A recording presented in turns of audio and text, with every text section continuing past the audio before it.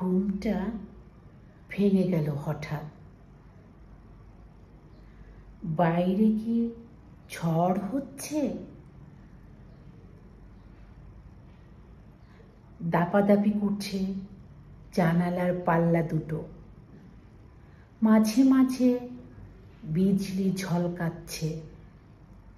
ফের শুয়ে পড়তে গিয়ে সেই বিদ্যুতের ছটফটে আলোয় মনে হলো ঘরের মধ্যে যেন হামা দিচ্ছে কেউ।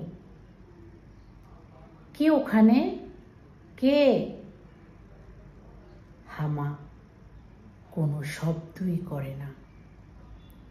উঠে আছি কাছে, আবারও জিজ্ঞেস করি, কে আপনি? কি চান? সে তবুও নিশ্চুপ থেকে এ কোণে ও কোণে ঘুরছে। মাথা তুলছে না কিছুতেই, চোখে চোখ নয়। কিছু কি খুঁজছেন আপনি? শুনতে পাচ্ছি। খুঁজছি ঠিকই, খুঁজতে তো হবেই, পেলেই বেরিয়ে যাব নিজে নিজে হেঁটে। কি খুঁজছেন?